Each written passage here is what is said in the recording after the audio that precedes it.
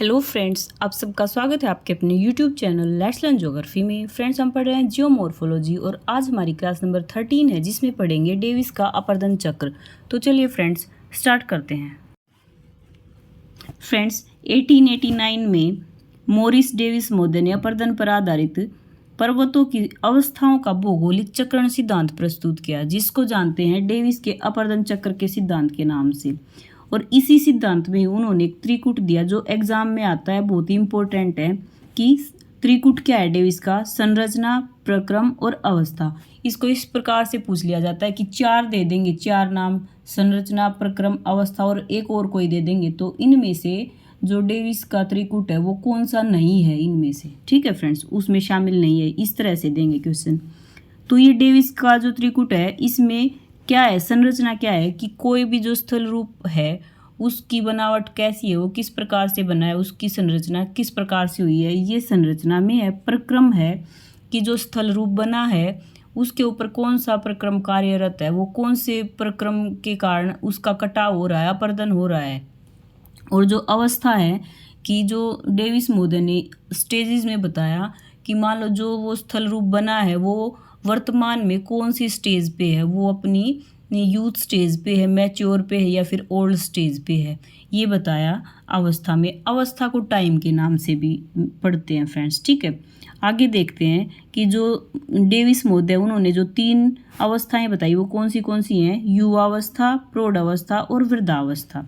और इनको हम आगे पढ़ेंगे, उससे पहले हम ये डेफिनेशन देख लेते हैं कि जो भूआकृतिक चक्र है वो क्या होता है कि एक अपलिफ्टेड भूखंड होता है और उसकी अपरदन क्रिया के द्वारा एक संप्राय मैदान में बदलने की जो पूरी प्रोसेस होती है उसको भूआकृतिक चक्र कहते हैं। यानी कि मान लो कोई भी भूखंड है वो ऊपर उठा है, अगर वो ऊपर उठा है तो धीरे धीरे उसका अपरदन होगा, अपरदन होकर वो जो अपने संप्राय मैदान में बदल जाता है। तो इस पूरी प्रोसेस को ऊपर उठने से लेके और संप्राय मैदान बनने तक की जो पूरी प्रक्रिया है, इस प्रक्रिया को कहते हैं भूआकृतिक चक्र।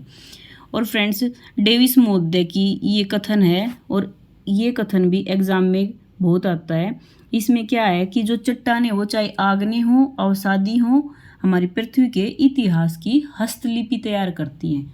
फ्रेंड्स, क्या है कि जो चट्टानें उनसे क्या पता चलता है कि वो जो चट्टानें बनी है वो कितनी पुरानी है, तो इसी से तो पृथ्वी के इतिहास की हस्तलिपि तैयार होगी और वर्तमान दृश्यावली के लिए आधार प्रस्तुत करती है। फिर से देखते हैं, जो चट्टानें चाहे आग्नेय हो या अवसादी हो हमारी पृथ्वी के इतिहास की हस्तलिपि तैयार करती हैं और वर्तमान दृश्यावली के लिए आधार प्रस्तुत करती हैं। ये किसने कहा, ये कहा डेविस महोदय ने। तो ये पूरी की पूरी डेफिनेशन लिखी आएगी और पूछा जाएगा कि ये कथन किसका है। ठीक है फ्रेंड्स, आगे देखते हैं कि जो अपरदन के जो प्रक्रम है वो कौन से हैं। अपरदन के प्रक्रम है फ्रेंड्स, नदी है, हिमनदी है और पवन है और जो सागरीय तरंगें होती हैं वो हैं। और फ्रेंड्स, ये जो ग्राउंड वाटर होता है वो भी अपरदन का ही कारक होता है। ठीक है, तो अपरदन के प्रक्रम कौन से हो गए, नदी, हिमनदी, पवन, समुद्री तरंगें और भूमिगत जल। ठीक है फ्रेंड्स, आगे देखते हैं जो अवस्थाएं थी 3 उनको पढ़ते हैं हम। जो अपरदन चक्र या भूआकृतिक चक्र की 3 अवस्थाएं हैं उनमें पहली है फ्रेंड्स यूथ स्टेज या युवावस्था। इसमें जो ये डेविस महोदय थे उन्होंने कहा था कि युवावस्था में जो भी स्थलखंड होते हैं ना पहले वो बनते हैं, उनकी ऊंचाई बनती है, जो भी भूखंड होते हैं वो ऊपर की ओर उठते हैं। फ्रेंड्स, इसमें उन्होंने ये नहीं कहा कि इनका अपरदन होता है, जो ये भूखंड होते हैं इनका अपरदन नहीं होता है जो फर्स्ट स्टेज होती है उसमें, युवावस्था में। जबकि क्या होता है, मान लो ये भूखंड बने हैं फ्रेंड्स और यहाँ से कोई नदी बह रही है, अगर नदी बह रही है तो ये जल विभाजक का काम करते हैं और ये इनके ऊपरी भाग को न अपरदित करते हुए नदी इसकी घाटी को अपरदित करती है। तो इसकी घाटी का कटाव करेगी तो वी शेप वैली या फिर गोर्ज, शिप्रिकाएँ और जो कैनियंस होते हैं ना इनका जो है निर्माण करती है नदी। ठीक है फ्रेंड्स, और इनमें जो अपर कर्व होता है उसमें कोई भी परिवर्तन नहीं पाया जाता। अपर कर्व में क्या है, हम इसको एक डायग्राम के माध्यम से पढ़ेंगे अपर कर्व और लोअर कर्व को, लेकिन मैं थोड़ा सा समझा देती हूँ। क्या, ये देखिए, मान लो ये भूखंड ऊपर उठे हैं फ्रेंड्स, तो ये वाला तो है, ये तो है इनका अपर एरिया, और जो लोअर एरिया है ये, तो क्या है, इनका जब कटाव ही नहीं होगा, इनमें कोई परिवर्तन नहीं आएगा ना इनकी हाइट में, तो यही कहा गया है कि जो यूथ स्टेज होती है उसमें जो अपर कर्व होता है उसमें कोई परिवर्तन नहीं होता, और जो इनकी हाइट होती है ना इनमें भी कोई परिवर्तन नहीं होता है। इसमें सिर्फ जो ये वैली होती है, जो घाटी होती है, इसका कटाव होता है, और V shape valley, gorge, canyon, शिप्रिकाएँ इस तरह की स्थलाकृतियाँ बनती हैं। और ये क्यों होता है सिर्फ घाटी का कटाव? क्योंकि जो नदी होती है ना उसकी स्पीड भी अधिक होती है और उसमें जो पानी होता है वो भी ज़्यादा होता है, इसीलिए वो घाटी का कटाव करती है। ठीक है फ्रेंड्स, आगे देखते हैं प्रौढ़ावस्था। प्रौढ़ावस्था में क्या कहा है कि इसमें है ना जो नदी है वो पार्श्विक यानी कि किनारों का अपर्दन करती हुई चलती है, और जो उत्थान है वो शून्य हो जाता है, यानी कि जो जितना ये भूखंड ऊपर उठा है वो उठ चुका और आगे नहीं उठेगा। और फ्रेंड्स, जो अपर कर्व होता है ये और जो लोअर कर्व होता है ये, इसकी दूरी कम होने लगती है। क्यों? क्योंकि इसका अपर्दन शुरू हो जाता है धीरे धीरे, तो इसका अपर्दन शुरू होगा तो इसकी दूरी कम होती चली जाएगी आधार तल से। और फ्रेंड्स, जो जल विभाजक होते हैं वो भी नीचे होने लगते हैं। जल विभाजक यही थे फ्रेंड्स, जैसे नदी बह रही थी दो श्रेणियों के बीच से, तो ये दोनों श्रेणियां हैं, ये जल विभाजक का काम कर रही थी। जब इनका अपर्दन होगा तो ये नीचे ही होंगे। फिर फ्रेंड्स आगे लिखा है कि जलोढ़ पंख, जलोढ़ शंकु, नदी विसर्प और बाढ़ के मैदान, इनका निर्माण होता है। फ्रेंड्स देखिए, जब कोई नदी है और वो अपने किनारों का अपर्दन करती हुई चल रही है तो क्या होगा कि किनारों का अपर्दन होगा, तो मान लो नदी का जो किनारा है वो कट गया, तो पानी क्या होगा कि आसपास के क्षेत्र में फैल जाएगा। पानी आसपास के क्षेत्र में फैलेगा तो जो नदी ने अपने साथ जो भी जलोढ़ लेके आई है उनको वहाँ पे बिछाव शुरू हो जाता है, वो वहाँ पे बिछ जाते हैं, और जब जो नदी है वो धीरे धीरे पीछे हटने लग जाती है, लेकिन जो नदबार होते हैं वो वहीं पे ही बिछे रहते हैं। तो इससे होता है जलोढ़, जो ये बाढ़ के मैदान हैं इनका निर्माण होता है फ्रेंड्स। ठीक है, और नदी विसर्प का ये है कि मान लो नदी बह रही है और उसके मार्ग में, जब वो प्रौढ़ावस्था में है, उसके मार्ग में ये चट्टानें आ गई फ्रेंड्स, तो क्या है कि जो नदी है ना वो इन चट्टानों को धकेल नहीं पाती, क्योंकि उसकी गति कम हो जाती है और वो साथ साथ से इस तरह से बहने लग जाती है। जब वो इस शेप में बहेगी तो ये क्या है कि ये सांप जैसी दिख रही है, तो इसी को ही बोलते हैं नदी विसर्प। ठीक है फ्रेंड्स, आगे देखते हैं वृद्धावस्था। वृद्धावस्था में जो नदी है वो क्षैतिज कटाव ही करती है, और क्या होता है कि जो उच्चावच होते हैं उनका अपर्दन हो जाता है और उनकी ऊंचाई बहुत ही ज़्यादा कम हो जाती है, और नदी जो होगी वो अपने आधार तल को प्राप्त कर लेगी। आधार तल को प्राप्त करने के बाद जैसे नदी है वो क्या होगा, वो संप्राय मैदान में बदल जाएगी फ्रेंड्स। संप्राय मैदान में बदल जाएगी तो जो नदी अपने साथ जो चट्टानें बहा के लाई थी वो चट्टानें ना यहीं पे डिपॉजिट होनी शुरू हो जाएंगी, और वो उस मैदान में उठी हुई टीलों की तरह दिखाई देंगी। अगर ये चट्टानें टीलों की बात दिखाई देंगी तो इनको कहेंगे मोनोडोनोक। ठीक है फ्रेंड्स, आगे देखते हैं कि जो अपर्दन चक्र था डेविस मोदे का, उसकी आलोचना की पेंक मोदे ने। तो आलोचना में क्या कहा गया था, देखिए फर्स्ट था कि यूथ स्टेज में पहले आकृति बनती है और अपर्दन नहीं होता, ये कहा था डेविस मोदे ने। लेकिन फ्रेंड्स, मान लो कोई भी स्थल रूप बन रहा है तो ऐसा नहीं है कि जो अपर्दन का चक्कर है वो आएगा और वेट करेगा कि पहले ये पूरा बन जाए। नहीं फ्रेंड्स, इसमें क्या होता है कि साथ साथ अपर्दन भी होता रहता है। नेक्स्ट था कि अपर्दन की जो छोटी अवधि होती है, लेकिन फ्रेंड्स आपने देखा कि नदी देखो कहाँ से चलती है, वो अपने यूथ स्टेज से फिर मैच्योर फिर ओल्ड में, तो इसमें काफ़ी टाइम लग जाता है, तो ये चक्कर जो है वो छोटा नहीं है।